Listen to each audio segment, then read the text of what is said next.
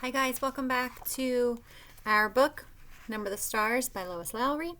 We are on to chapter 9, and I'm going to read 9 and 10 together so that you can just get them all done in one shot. So chapter 9 is called, Why Are You Lying? Anne-Marie went outside alone after supper. Through the open kitchen window, she could hear Mama and Ellen talking as they washed the dishes. Kirsty, she knew, was busy on the floor playing with the old dolls she had found upstairs, the dolls that had been Mama's once, long ago. The kitten had fled when she tried to dress it and disappeared. She wandered to the barn where Uncle Enrique was milking Blossom. He was kneeling on the straw-covered floor beside the cow, his shoulder pressed against her heavy side, his strong, tanned hands rhythmically urging her milk into the spotless bucket. The god of thunder sat alertly poised nearby, watching. Blossom looked up at Anne-Marie with big brown eyes and moved her wrinkled mouth like an old woman adjusting false teeth. Anne-Marie leaned against the ancient splintery wood of the barn wall and listened to the sharp, rattling sound of the streams of milk as they hit the sides of the bucket. Uncle Enrique glanced over at her and smiled without pausing in the rhythm of milking. He didn't say anything. Through the barn windows, the pinkish light of sunset fell in irregular shapes upon the stacked hay. Flecks of dust and straw floated there in the light. Uncle Enrique, Anne-Marie said suddenly, her voice cold, you are lying to me. You and Mama both. His strong hands continued, deftly pressing like a pulse against the cow. The steady streams of milk still came. He looked at her again, his deep blue eyes kind and questioning. You are angry, he said. Yes, Mama has never lied to me before, never. But I know there is no Great Aunt Bert.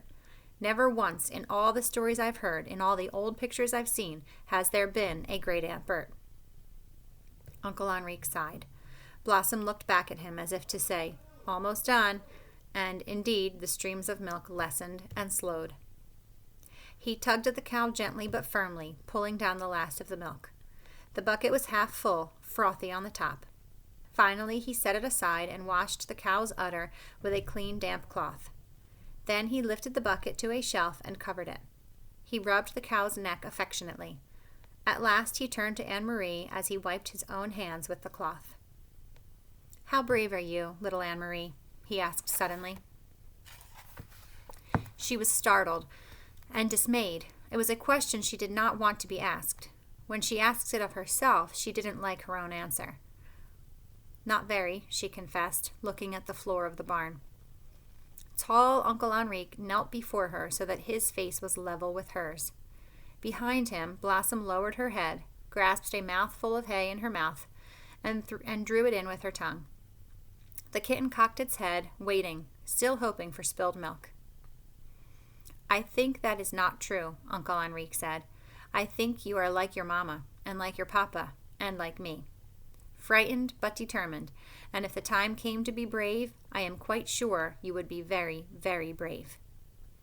But, he added, it is much easier to be brave if you do not know everything. And so your mama does not know everything. Neither do I. We only know what we need to know. Do you understand what I am saying? He asked, looking into her eyes. Anne-Marie frowned. She wasn't sure. What did bravery mean? She had been frightened the day. She had been very frightened the day, not long ago, though now it seemed far in the past, when the soldier had stopped her on the street and asked questions in his rough voice. And she had not known everything then. She had not known that the Germans were going to take away the Jews. And so, when the soldier asked, looking at Ellen that day, "What is your friend's name?" she had been able to answer him, even though she was frightened. If she had known everything, it would not have been so easy to be brave. She began to understand just a little. Yes, she said to Uncle Enrique, I think I understand. You guessed correctly, he told her. There is no Great Aunt Bert, and never has been. Your mama lied to you, and so did I. We did so, he explained, to help you to be brave, because we love you. Will you forgive us for that? Anne-Marie nodded. She felt older suddenly. And I am not going to tell you any more, not now, for the same reason. Do you understand? Anne-Marie nodded again. Suddenly there was a noise outside. Uncle Enrique's shoulders stiffened. He rose quickly, went to the window of the barn, stood in the shadows, and looked out. Then he turned back to Anne-Marie. "It is the hearse," he said. "It is Great Aunt Bert, who never was." He smiled wryly. "So, my little friend, it is time for the night of mourning to begin. Are you ready?" Anne-Marie took her uncle's hand, and he led her from the barn. The gleaming wooden casket rested on supports in the center of the living room and was surrounded by the fragile, papery flowers that Anne-Marie and Ellen had picked that afternoon. Lighted candles stood in holders on the table and cast a soft, flickering light. The hearse had gone, and the solemn-faced men who had carried the casket indoors had gone with it, after speaking quietly to Uncle Henrique. Kirsty had gone to bed reluctantly, complaining that she wanted to stay up with the others, that she was grown up enough, that she had never before seen a dead person in a closed-up box, that it wasn't fair. But Mama had been firm, and finally Kirsty, sulking, had trudged upstairs with her dolls under one arm and the kitten under the other. Ellen was silent and had a sad expression. "I'm so sorry your Aunt Bert died," Anne-Marie heard her say to Mama, who smiled sadly and thanked her. Anne-Marie had listened and said nothing. "So now I, too, am lying," she thought, "and to my very best friend. I could tell Ellen that it isn't true, that there is no Great Aunt Bert. I could take her aside and whisper the secret to her so that she wouldn't have to feel so sad." But she didn't. She understood that she was protecting Ellen the way her mother had protected her. Although she didn't understand what was happening, or why the casket was there, or who, in truth, was in it, she knew that it was better, safer, for Ellen to believe in Great Aunt Bert. So she said nothing. Other people came as the night sky drew darker. A man and a woman, both of them dressed in dark clothing, the woman carrying a sleeping baby, appeared at the door, and Uncle Henrique gestured them inside. They nodded to Mama and to the girls. They went, following Uncle Henrique, to the living room and sat down quietly. "Friends of Great Aunt Bert," Mama said quietly in response to Anne-Marie's questioning look. Anne-Marie knew that Mama was lying again, and she could see that Mama understood that she knew. They looked at each other for a long time and said nothing. In that moment, with that look, they became equals. From the living room came the sound of a sleepy baby's brief wail. Anne-Marie glanced through the door and saw the woman open her blouse and begin to nurse the infant, who quieted. Another man arrived, an old man, bearded. Quietly he went to the living room and sat down, saying nothing to the others, who only glanced at him. The young woman lifted her baby's blanket, covering its face and her own breast. The old man bent his head forward and closed his eyes as if he were praying. His mouth moved silently, forming words that no one could hear. Anne-Marie stood in the doorway, watching the mourners as they sat in the candlelit room. Then she turned back to the kitchen and began to help Ellen and Mama as they prepared food. In Copenhagen, she remembered, when Lise died, friends had come to their apartment every evening. All of them had brought food so that Mama wouldn't need to cook. Why hadn't these people brought food? Why didn't they talk? In Copenhagen, even though the talk was sad, people had spoken softly to one another and to Mama and Papa. They had talked about Lise, remembering happier times. Thinking about it as she sliced cheese in the kitchen, Anne-Marie realized that these people had nothing to talk about.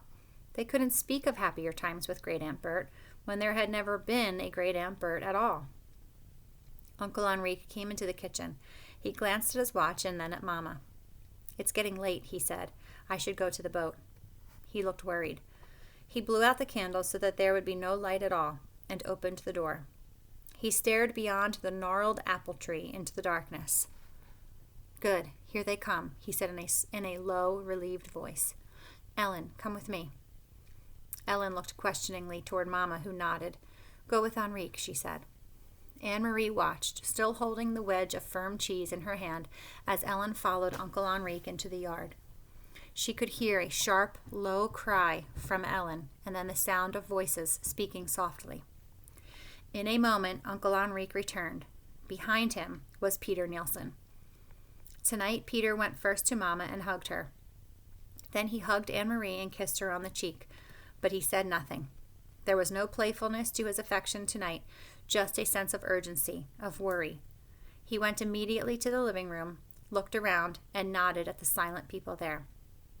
Ellen was still outside, but in a moment the door opened and she returned, held tightly like a little girl, her bare legs dangling against her father's chest. Her mother was beside them. Okay, moving on to chapter 10, which is called Let Us Open the Casket. You are all here now, Uncle Henrique said, looking round the living room. I must go. Anne-Marie stood in the wide doorway looking in from the hall. The baby slept now, and its mother looked tired. Her husband sat beside her, his arm across her shoulders. The old man's head was still bent. Peter sat alone, leaning forward with his elbows on his knees. It was clear that he was deep in thought. On the sofa, Ellen sat between her parents, one hand clasped tightly in her mother's. She looked up at Anne-Marie but didn't smile. Anne-Marie felt a surge of sadness. The bond of their friendship had not broken, but it was as if Ellen had moved now into a different world, the world of her own family and whatever lay ahead for them.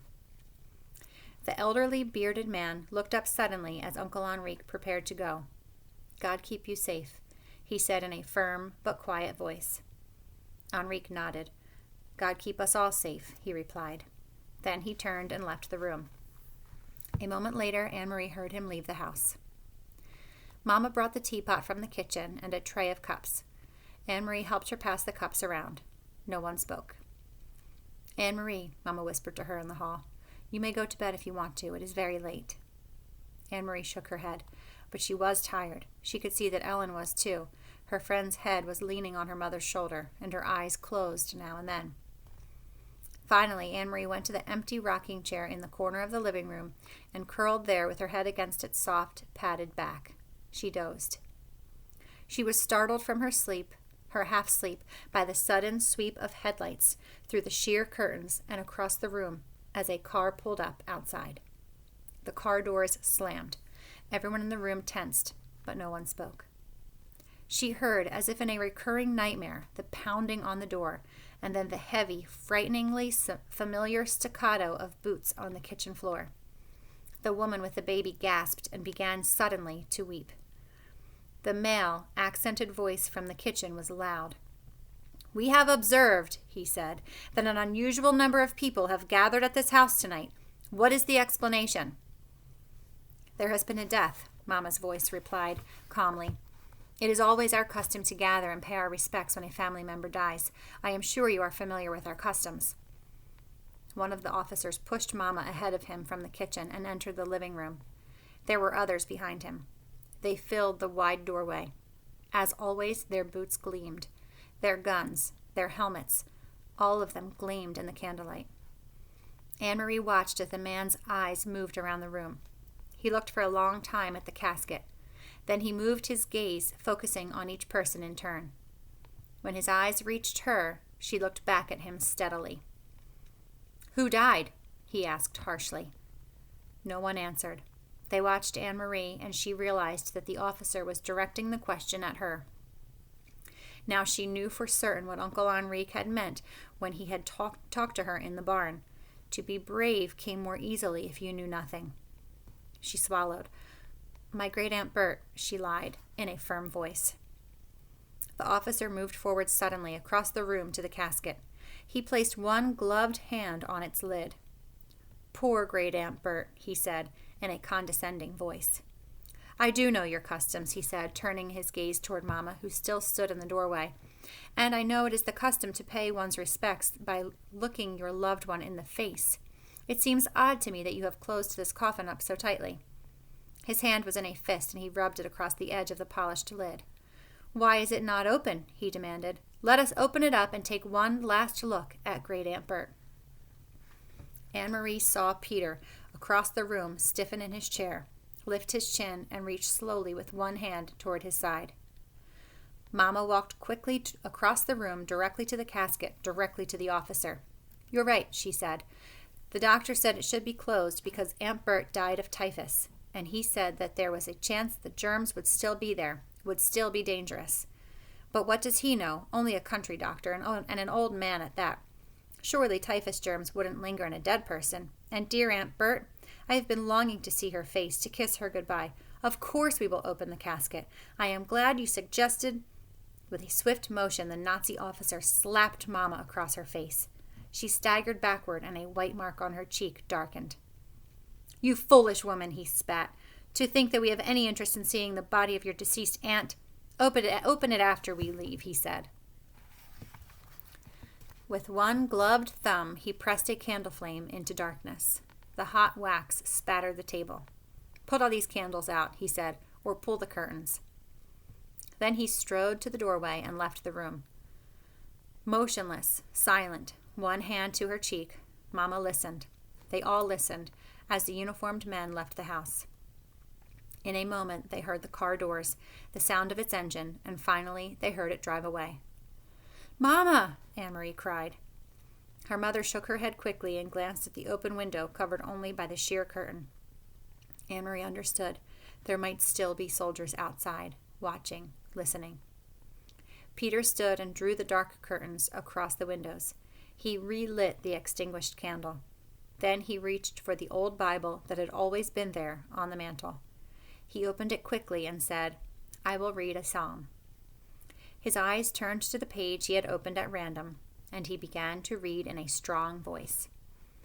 Oh, praise the Lord! How good it is to sing psalms to our God! How pleasant to praise him! The Lord is rebuilding Jerusalem.